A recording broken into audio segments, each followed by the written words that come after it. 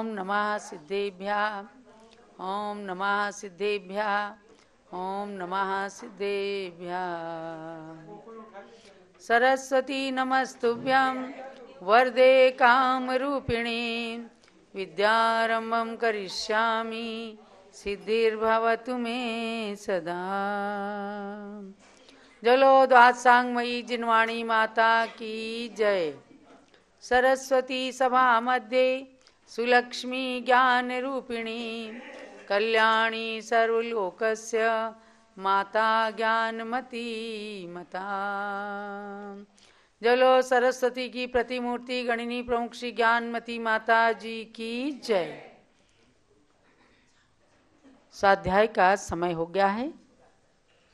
सभी स्वाध्यायी भाई बहन देश के सुदूरवर्ती नगरों से अपनी अपनी पुस्तकें लेकर के उपस्थित हुए हैं। प्रवचन निर्देशिका ग्रंथ का अध्ययन चल रहा है और इस अध्ययन के अंतर्गत आप ध्यान की आवश्यकता नाम के इस ग्रंथ में अंतिम अध्याय के स्वाध्याय की ओर बढ़ रहे हैं।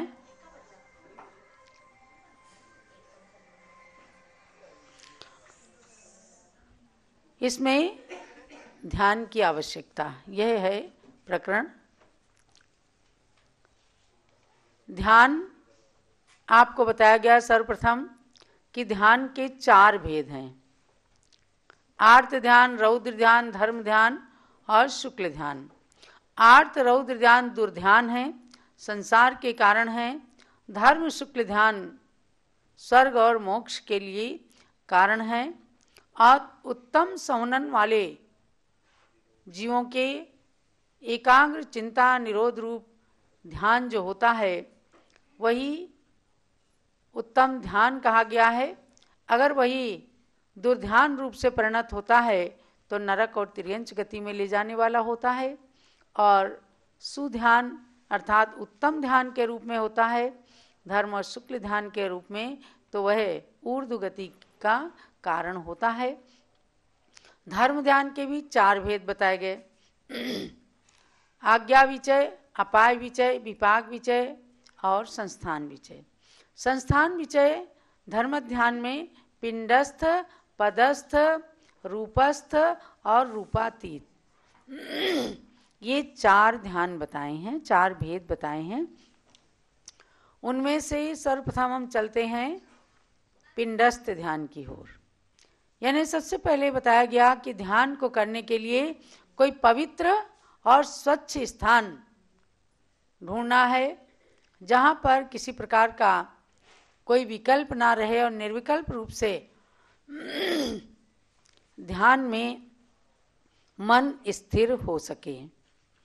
ऐसे स्थान को ढूंढ लिया, चाहे वो घर में है या फिर उत्तम मंदिर में है भगवान के सामने।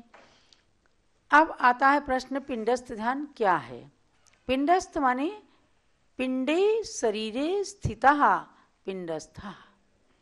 पिंड माने शरीर, शरीर के अंदर स्थित आत्मा का विभिन्न प्रकार से ध्यान करना, वह पिंडस्थ ध्यान है।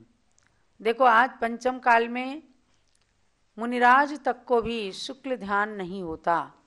धर्म ध्यान के अंदर ही उत्तम मध्यम जघन्य रूप से अपने मन को स्थिर करके कर्मों की निर्जरा की जा सकती है। इसे कहते हैं ध्यान की साधना।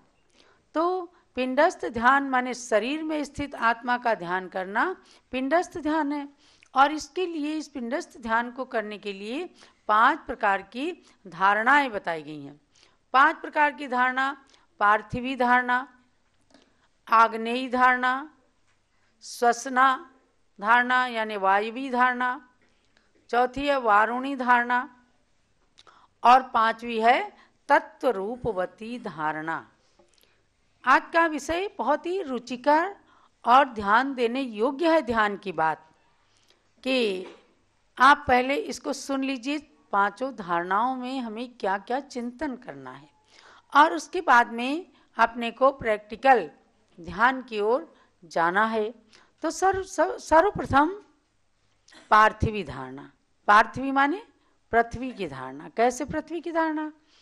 तो स्थिर योग मुद्रा से बैठकर ध्यान करना कि स्वयंभू रमण समुद्र पर्यंत मध्य लोक प्रमाण विस्तृत एक क्षीर समुद्र है, बहुत बड़ा समुद्र। ये एकदम निशब्द और कल्लोल रहित है, स्थिर है उसका जल। इसके बीच में 1,00,000 योजन विस्तृत जम्बूद्वीप प्रमाण 1000 पत्तों वाला स्वर्णमय एक कमल खिला हुआ है। यानी विशाल समुद्र और समुद्र के बीचों बीच में एक स्वर्णमयी कमल खिला है और कमल के बीच में कर्णिका होती है। तो इसकी कर्णिका ऊपर को उठी हुई, जैसे जम्बूद्वीप के बीच में सुमेरु पर्वत है, ऐसे कमल के बीच में 1000 पत्तों वाला स्वर्णमयी कमल खिला हुआ है और इसकी कर्णिका समुद्र के अंदर कमल, मध्यलोक प्रमाण जैसे बहुत बड़ा कमल, और उस कमल के बीचों बीच की कर्णिका जो ऊपर को उठी हुई सुमेरु के समान है। उस कर्णिका पर श्वेत वर्ण का ऊंचा सिंहासन है और उस सिंहासन पर मैं बैठकर अपनी आत्मा का ध्यान कर रहा हूँ, ऐसा चिंतन करना ये पार्थिवी धारणा है जो चित्र के माध्यम से आप देख रहे हैं। पार्थिवी या पृथ्वी धारणा यानी कि बहुत बड़ा समुद्र है, समुद्र के बीच में कमल खिला हुआ है, कमल के बीचों बीच में कर्णिका है और कर्णिका के ऊपर सिंहासन पर मैं अर्थात आत्म तत्व के रूप में मैं मनुष्य बन करके मनुष्य ही हूँ और मनुष्य के रूप में बैठ करके अपनी आत्मा का ध्यान करना अब प्रारंभ करते हैं। तो ये हुई पार्थिवी धारणा और इसको फिर थोड़ी सी देर देखते हैं, उस प्रकार से अपने को अनुभव करते हैं। पुनः आते हैं दूसरी धारणा में, आग्नेयी धारणा। धारणा माने विचारणा, चिंतन, ऐसा विचार करते हैं, ऐसा चिंतन करते हैं, उसी को कहते हैं धारणा। यानी फिर ऊंचे ऊंचे ऊंचे ऊंचे उठ करके अपने कर्मों की निर्जरा कराने में ये धारणाएं बड़ी काम आती हैं। आग्नेयी धारणा माने अग्नि की धारणा कैसे करेंगे? यानी उसी तरह बैठे हुए फिर ऐसे चिंतन करना चाहिए कि मेरे नाभि स्थान पर 16 पत्तों वाला खिला हुआ एक श्वेत कमल है। अपनी नाभि स्थान है, यहाँ पर खिला हुआ एक 16 पंखुड़ी का सफेद कमल और उसकी कर्णिका पर यानी हृदय के पास लगभग उसकी कर्णिका है और उस कर्णिका पर रम हा और उसके ऊपर रेफ लगा है, रेफ के अंदर बिंदु है, उस बिंदु सहित यानी कि रम ऐसा बीजाक्षर लिखा हुआ है और पूर्व दिशा के क्रम से माने इधर से लेकर के उन 16 पत्तों पर आ आ ई ई उ उ री री लिल री ए ओ औ अम आहा, इस प्रकार से ये 16 स्वर लिखे हुए हैं। समझो हमने केसर से सोने की कलम लेकर के इन पर कमलों पर ये 16 अक्षर लिख दिए। तो 16 इस कमल के फिर 16 पंखुड़ियों में हमने अक्षर लिखे। फिर देखिएगा कि इसी कमल के ठीक ऊपर में हृदय स्थान से यहाँ से उठता हुआ फिर हृदय स्थान में 8 पंखुड़ी वाला काले वर्ण का एक कमल है, औंधे मुख।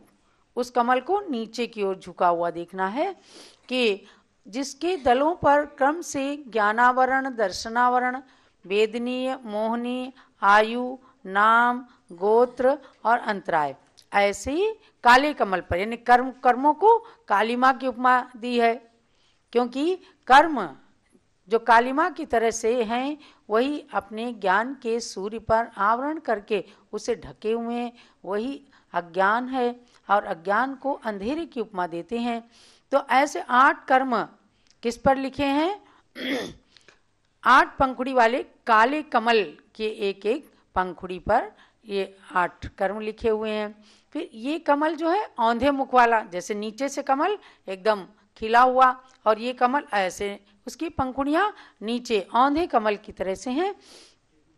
तब ऐसा चिंतन करना कि नाभि कमल की कर्णिका के रम बीजाक्षर के रेप से धुआं निकल रहा है, माने अब रेप में जो रम है उसके ऊपर रेप, जो ऊपर को रेप मिल रहा है उसको रेप कहते हैं। यहाँ से अग्नि का एक धुआं निकलना शुरू हुआ, पुनः उसमें से अग्नि के स्फुलिंगे निकलने लग गए, और स्फुलिंगे निकलने लग गए तो धीरे धीरे अग्नि की लौ ऊपर उठी और उसमें से लपटें निकलने लग गईं। बहुत सुंदर ध्यान है। ये मत सोचना कि मेरा शरीर जल रहा है, ये ध्यान है केवल कर्मों को जलाने की प्रक्रिया है। और धीरे धीरे अग्नि की लौ ऊपर उठी और उसमें से जब लपटें निकलने लग गईं, वे लपटें ऊपर के कमल को जलाने लग गईं। जो काला काला कमल है जिसमें कर्म लिखे हुए ज्ञानावरण आदि, तो उन कमल की पंखुड़ियों को जलाने लगी। और फिर क्या करते हैं, धीरे धीरे वो अग्नि की लौ मस्तक के ऊपर तक, यहाँ तक मस्तक के ऊपर तक पहुंच गई, और ऊपर से उसकी एक लकीर दाहिनी ओर से और एक लकीर बाईं ओर से, ऐसे आप जैसे बैठे ना तो मस्तक से एक लकीर ऐसे निकली, एक लकीर ऐसे निकली, एक इधर घुटने पर आई, एक इधर घुटने पर आई, और फिर त्रिकोणाकार बन जाता है। इन दोनों लकीरों ने नीचे आकर दोनों कोनों को मिलाकर त्रिकोणाकार अग्निमंडल बना दिया। यानी कि समझो अग्निमंडल के अंदर मैं स्वर्णमयी कमल के द्वारा काले काले कमल के अक्षरों को मैं जला रहा हूं। तो अग्नि का मंडल बन गया त्रिकोणाकार, जैसे त्रिकोण कुंड बनाते हैं ना, तो त्रिकोण का कोना मस्तक को बना दिया, और दोनों हाथों की तरफ से ऐसे निकलती हुई अग्नि घुटने के पास आई, घुटने के पास से एक घुटने से दूसरे घुटने की ओर वह भी मिल गया, तो त्रिकोणाकार बन गया। अब क्या है, उसमें अंदर में धधकती अग्नि अंदर के कमल आदि को जला रही है, और बाहर की अग्नि औदारिक शरीर को भस्म कर रही है। अपना शरीर ज्यों का त्यों है, लेकिन चिंतन में है कि मेरा औदारिक शरीर भस्म हो रहा है, क्योंकि आपने अजर अमर आत्मा को प्राप्त करना, आत्मा कभी नहीं जलती। तो इस त्रिकोणाकार में तीनों लकीरों में रम रम रम रम, बाहर की ओर से ऐसे रम रम रम रम रम ऐसे बीजाक्षर, नीचे की ओर भी रम रम रम रम ऐसे बीजाक्षर, ये अग्नि के बीजाक्षर कहे जाते हैं। जब हवन कुंड में अग्नि जलाते हैं ना, तो भी रम रम रम रम रम अग्नि संदुक्षणम करोमि स्वाहा ऐसे बोलते हैं। तो ये अग्नि के बीजाक्षर हैं, और ये है आग्नेय धारणा।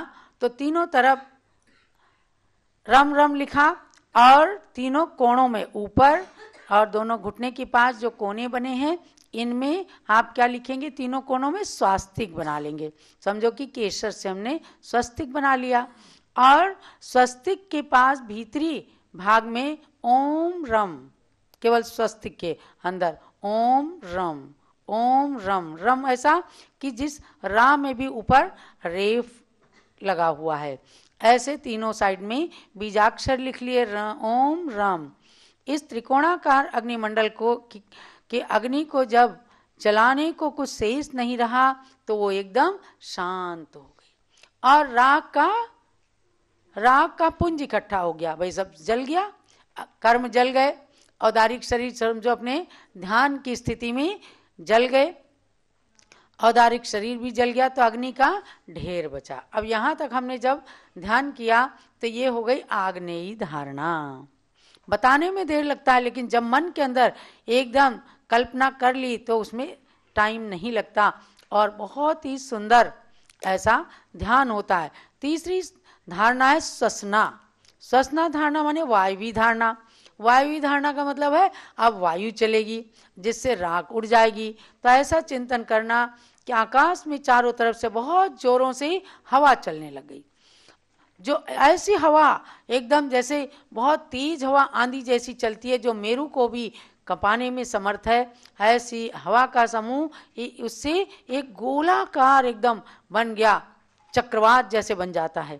ऐसे चक्रवात बन करके, और मेरी राख को जो कर्म जल गए थे, राख का पुंज बचा हुआ था, उसको उड़ाए ले रहा है, उड़ाए ले जा रहा है ऐसे करके। और वायुमंडल में स्वाय स्वाय, जब हवा चलती है तो आप देखो एकदम आवाज, कुछ हल्की सी आवाज रहती, उसको आचार्यों ने बताया स्वाय स्वाय। इस तरह से वायुमंडल के अंदर लिखा हुआ देखें, और उस वायुमंडल के द्वारा कर्मों की सारी जली हुई भस्म जो है वो उड़ रही है, उड़ गई। तत्पश्चात वो वायु भी एकदम स्थिर हो गई।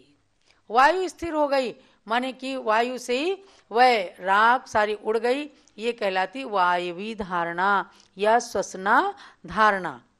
अब देखो कैसे कैसे आत्मा को पवित्र करने का साधन बताते हैं 5 धारणाओं के माध्यम से। वारुणी धारणा, इसके बाद ऐसा सोचा जाता है कि आकाश में चारों तरफ से मेघ छा गए, बादल छा गए और बिजली चमक रही है, इंद्रधनुष दिख रहा है, बादल गरजने लग गए। देखते ही देखते मूसलाधार बारिश शुरू हो गई। और मूसलाधार बारिश फिर क्या करती है, वह जो बची हुई जरा मरा सी भी राख है यानी आत्मा को एकदम स्वच्छ बना रही है। तो उसको क्या देखना है कि वो जल वो मेरे मस्तक पर जाकर एक सिद्ध शिला के समान अर्धचंद्राकार रूप बना देती है। अर्धचंद्राकार मंडल बन गया और उससे अमृतमय जल की सहस्र धाराएं, हजारों धाराएं ऐसे बरसती हुई मेरी आत्मा के ऊपर लगी हुई कर्म की भस्म को प्रक्षालित कर रही हैं। उड़ा दिया वायवी धारणा ने, लेकिन कहीं कहीं अगर थोड़ी भी राख लगी हुई है, भस्म लगी हुई है, तो उसको भी ये धारणा वारुणी धारणा जो है जल की सहस्र धाराओं के द्वारा एकदम स्वच्छ करके और बिल्कुल आत्मा को पवित्र कर रही है। तो उस वरुण मंडल, वारुणी धारणा है ये जल की, तो उसमें प प प कहीं लिखते हैं पम पम पम, ये जल के मंत्र हैं। तो ऐसे करके ये वारुणी धारणा कर ली। 4 धारणाओं के द्वारा अब आत्मा एकदम पवित्र हो चली है। अब आएंगे तत्व रूपवती धारणा। तत्व जब जो एकदम शेष बचता है, जैसे दूध का तत्व क्या होता है, खोया बन जाता है, ऐसे ही आत्मा जो संसार के अंदर आत्मा है, संसारी है, वह शुद्ध होकर के अब तत्व रूप, उसका तत्व निकल गया यानी शुद्धात्म तत्व में आते हैं। तो ऐसा चिंतन करना कि मेरी आत्मा अब सप्त धातुओं से रहित पूर्ण चंद्रमा के समान प्रभावशाली सर्वज्ञ भगवान बन गया। क्या हुआ, अब आत्मा भगवान बनने की ओर अग्रसर है और मैं अतिशयों से युक्त कल्याणकों की महिमा से समन्वित होकर देव, दानव, धर्मेंद्र आदि से पूजित हो गया हूँ। अर्थात तत्व रूपवती धारणा के द्वारा अपनी आत्म तत्व को, भगवान आत्मा को प्रकट करने जैसी स्थिति में पहुंच जाना। चिंतन में नहीं प्राप्त हो रहा तो भी कोई बात नहीं, लेकिन चिंतन में जब ऐसा सोचेंगे, ये धारणा 5वीं धारणा को अपने अंदर साकार करेंगे, तो असंख्य कर्म जो जले, राख बनी, जल से स्वच्छ हो गई, तो उससे असंख्य कर्म अपने जल गए और समझो आत्मा पवित्र हो गई। इस प्रकार से पिंडस्थ ध्यान का निश्चल अभ्यास महायोगी जन करते हैं, लेकिन हम सब भी इसकी धारणा करके और ध्यान की साधना को कर सकते हैं। और इस ध्यान की साधना में बैठ गए तो समझो बाहर के कितने कोई भूत प्रेत डाकनी शाकनी कुछ भी हों, वे अपना कोई बिगाड़ नहीं कर पाएंगे। भगवंतों ने पिंडस्थ ध्यान करके और अपनी आत्मा को भगवान आत्मा बना लिया। ऐसा पिंडस्थ ध्यान आप सुनना। ज्ञानमती माता जी ने सन 1965 में 1965 में पिंडस्थ ध्यान किया और अपनी आत्मा का खूब अच्छा ध्यान किया और उस ध्यान में ऐसा प्रकाश पुंज आया जो आज आपको 13 द्वीप की रचना, जम्बू द्वीप की रचना, 3 लोक की रचना दिख रही है। ये ज्ञानमती माता जी के पिंडस्थ ध्यान का प्रतिफल है। तो जब इतना सुंदर सुंदर ध्यान करके ये ऐसी प्राप्ति कर सकती हैं, रोज ध्यान करती हैं, आज भी 91 साल की उम्र है लेकिन रोज ध्यान करती हैं, चाहे लेट के ध्यान करें, अपने ही शरीर में 3 लोक की रचना बनाकर ध्यान करती हैं और हम सबको प्रेरणा देती हैं कि चाहे कितना ही व्यस्तता हो, कुछ भी हो, लेकिन 24 घंटे में 5 से 10 मिनट ध्यान जरूर करना। जो भी हो सके पिंडस्थ ध्यान में मन लगे, पिंडस्थ ध्यान करना या पदस्थ ध्यान करना। अब आज हमने आपको ये पिंडस्थ ध्यान की साधना बताई है, कल मैं आपको इसको करवाऊंगी। आज हमने प्रक्रिया बताई है और कल आंखें बंद करके एकदम स्थिर होकर के आप सब ध्यान करने के लिए तैयार हो जाना। और तब ध्यान करके अपनी आत्मा को पवित्र करके कर्मों को निर्जीर्ण करने की कोशिश करना। एक दूसरे को सूचित करना कि हमने जो प्रवचन निर्देशिका का अध्ययन किया है उसमें लास्ट में अंतिम अध्याय में सार निकाला गया और सार में सार कहा गया, जो सारो सव सारेसु सो सारो एस गोयम सारम झाणंति नामेण सव बुद्धेय देसिदम। गौतम स्वामी गणधर स्वामी ने अपने को संबोधित करा कि हे गौतम, सार में भी सार क्या है, तो सारम झाणम ती नामेण, ध्यान नाम से सब कुछ संसार में सार है। सब बुद्धेय देसिदम, सारे बुद्ध यानी सर्वज्ञ भगवंतों ने जो शुद्ध बुद्ध बन गए, ऐसे सर्वज्ञ भगवंतों ने यही कहा है। इसलिए ध्यान सारों में सार है, उसका अभ्यास जरूर करना। यही आज के इस क्लास का कक्षा का सार समझना और कल सब लोग एक दूसरे को सूचना करना, ध्यान करने के लिए तैयारी करके और अपने कर्मों की निर्जरा करना। जलोदात सांगमयी जिनवाणी माता की जय। और ध्यान रखना 8 जनवरी को 3:30 बजे से आपकी परीक्षा है। 2 चैप्टर ध्यान की आवश्यकता और इसके पहले अध्ययन, ग्रंथों के अध्ययन अध्यापन की शैली, इन 2 अध्यायों की परीक्षा भी आपकी लेकर के और प्रवचन निर्देशिका ग्रंथ की परिपूर्णता की जाएगी। पुनः आप सबके लिए सर्टिफिकेट भी भेजा जाएगा। अब गुरु भक्ति की ओर चलते हैं। पहले आचार्य देव का अर्घ, पुनः पूज्य माता की पूजन।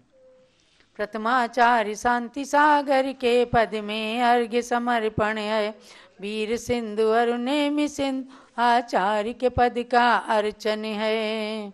तपस्वी तो गुरु शिव पद साधक कहलाते हैं। इस पद में चंदनामती हम अर्घ्य कथाल सजाते हैं। ओम ह्रीं श्री शांति सागर वीर सागर नीम सागराचार्य त्रैमुनेन्द्रभ्यो नगवत प्राप्ति अर्घ्यं निरोपामृते स्वाहा। चलो परम पूज्य गणनी प्रमुख श्री ज्ञानवती माता जी की जय। पूज्य माता जी की पूजन प्रारंभ।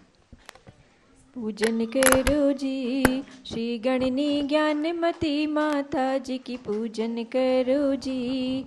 जिनकी पूजन करने से अज्ञान तिमिर नश जाता है।